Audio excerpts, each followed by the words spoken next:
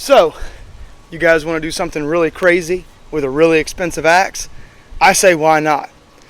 Today, I brought you the Gränsfors Bruk broad axe, or hewing axe, however you want to say it.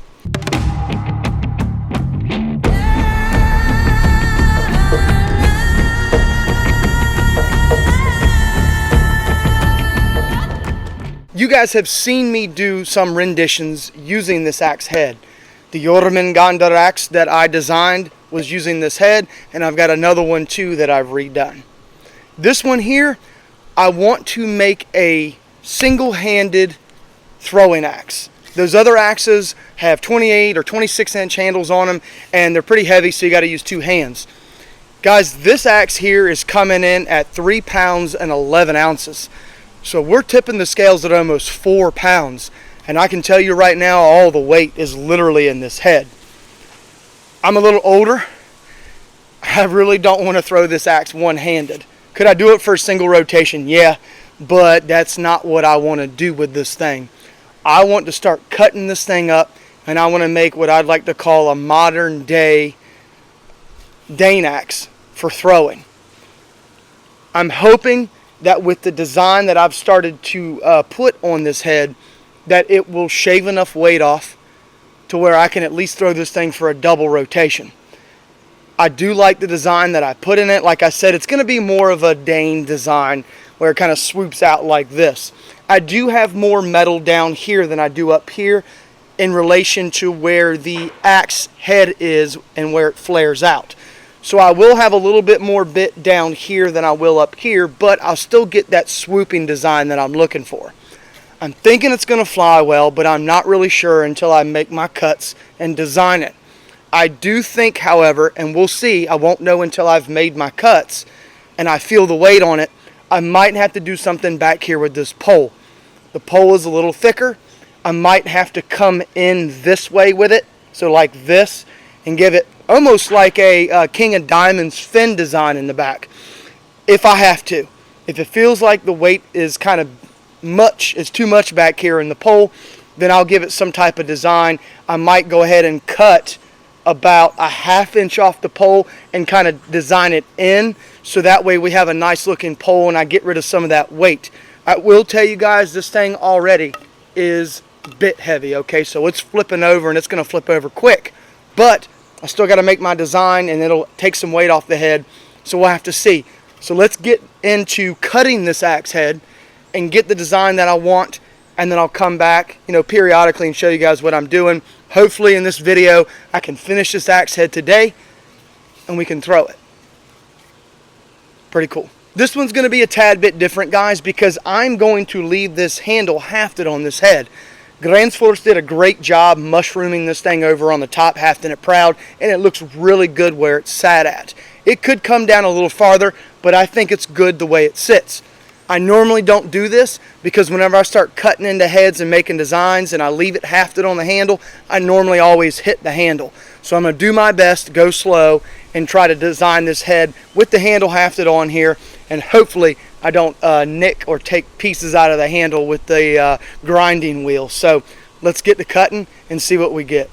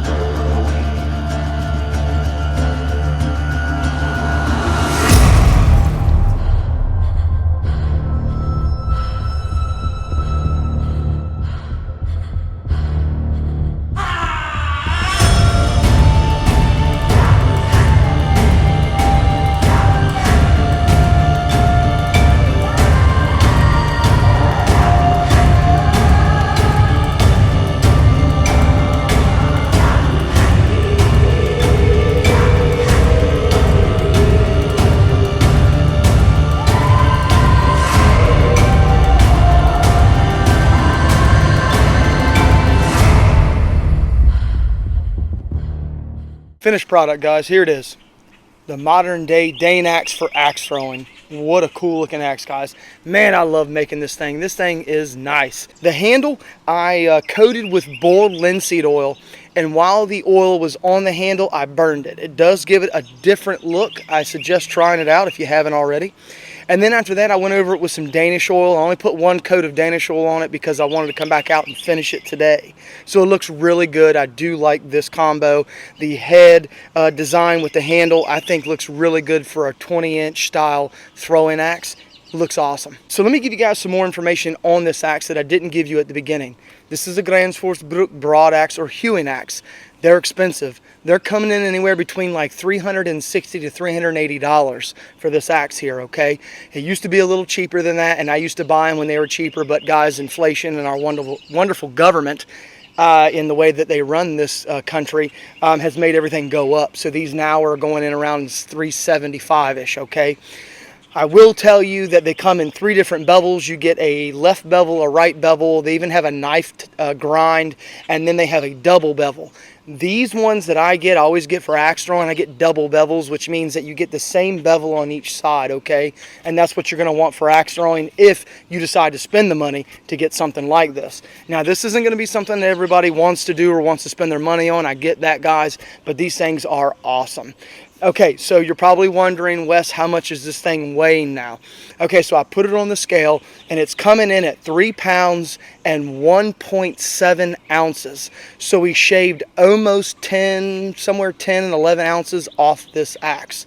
This thing is still a behemoth, and I might have to drink a few beers before I throw this thing, just being honest, because it's going to hurt. But I really want to throw it. This thing is going to be nasty. I just got a feeling. After taking the weight off, I will tell you guys, it is a little bit heavy, but it's not tilting as fast as it was before. So it is a little bit more evenly distributed now, but it is tipping a little forward still. So we do have a little bit of a bit heavy axe that's going to rotate a little bit faster, but I can't wait to throw it. I love it. I just can't wait. So Dave is ready, and I'm ready. You guys ready to throw this thing? Let's go throw it. Did you think I was kidding? Have you not seen my haircut? Have you not seen my backyard? This should be expected. Let's get to throwing. Ain't nothing to it but to do it, guys. Let's throw it. Jesus. Good. I haven't thrown it all today. I'm not even warm. I didn't even stretch, guys. Finished the axe, came out here and filmed, and we're throwing. So I'm gonna warm up with you. Good God. That thing hits like a freaking Mack truck. I will say that this Danish oil is not completely dry. It's a little slick, and it's kind of floating out of my hand a little bit, but you know, I'll try to work with it.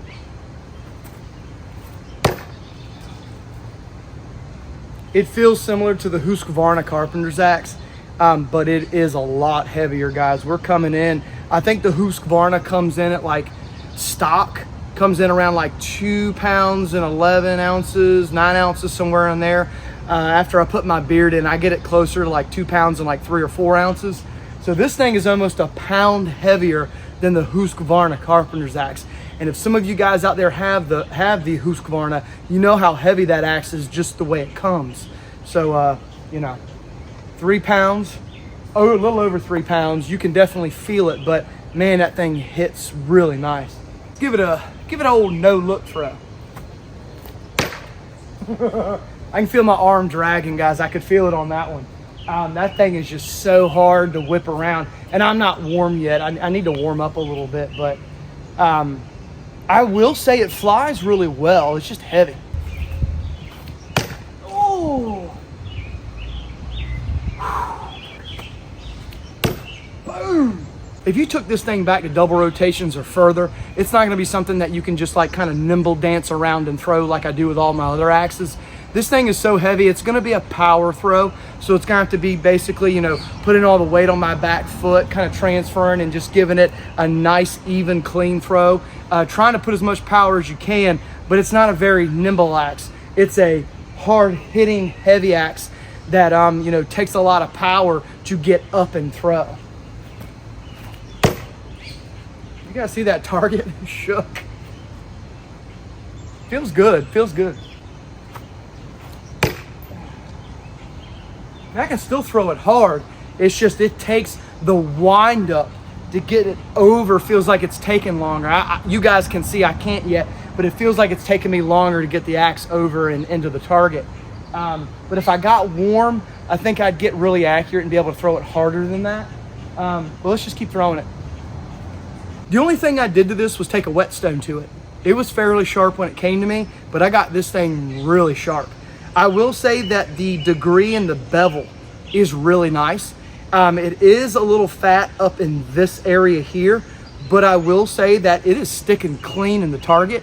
Even with that taper that it has on it, it's doing a really good job sticking, and it's not tearing my target up too much. I mean, there's a lot of wood falling. I bet if I took it up front to that front target, man, that thing would pop when it hit. The middle section of that target's getting eaten out, so I'm gonna try to maneuver around the target a little bit. Take the chain with it. I'll be honest with you, I wasn't expecting it to fly this good at single rotation. I thought it was gonna be really kind of clunky and heavy, and I thought it was gonna be too much to throw. It really isn't.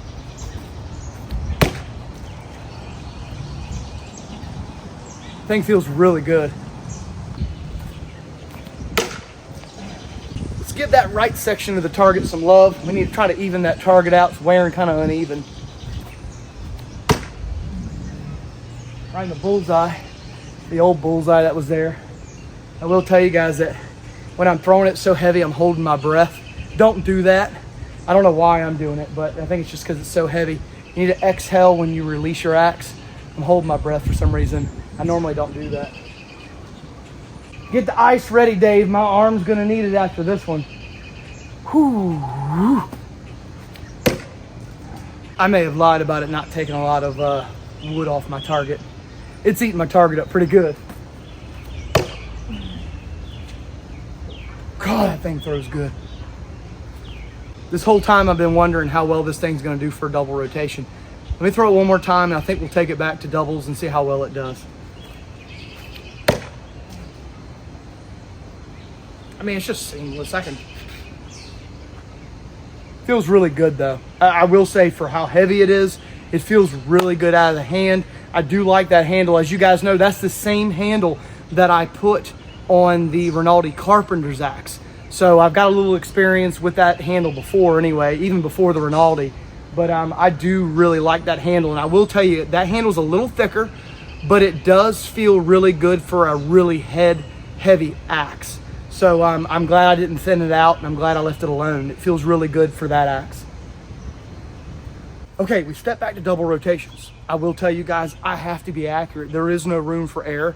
This thing is way too heavy to be missing at double rotations, okay? Just one or two misses and this handle is toasted. So I gotta make sure that I'm accurate, and I gotta make sure that I stick the axe cleanly. So let's give it a whirl and see what happens. Oh, that's pretty much bottom right bullseye. Bottom right bullseye. Man, that thing felt good.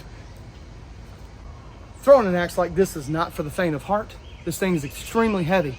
And if you come back to double rotations or farther, you're gonna need proper throwing mechanics to get this thing to stick. Single rotations, you might be okay. For doubles and back, you're gonna need good mechanics to throw this thing. So you need to come over and check out my How to Throw an Axe Like a Viking series, and I'll show you guys how to throw axes like this for farther than a single rotation. So let's do it again. Whew. Tell you what, I would not want to be on the receiving end of that axe. That thing just flies really nice. And I wasn't expecting it. I'll be honest with you guys, I was not expecting this thing to fly as well as it was. I knew it would fly good at single, but for doubles, it's flying really well.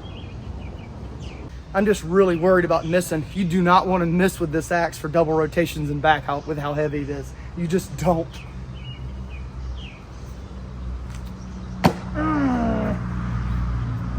But it looks like I don't have to worry about that right now because I'm hitting where I'm aiming. It's throwing very well. But let's give it a no-look throw and see how that works out for us. How about we do something like that? Oh, right in the face. Great axe, guys, great axe. Just need to get that oil to dry, and I think I'll be able to throw that thing way better. Dave says he's pretty impressed. He's pretty impressed with our work, guys. He loves the channel and he loves the stuff that we're doing with these axes. And I have to say, I am too.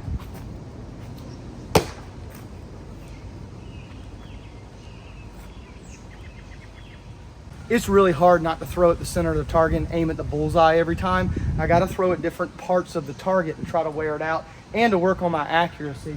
So let's go somewhere in the top right area.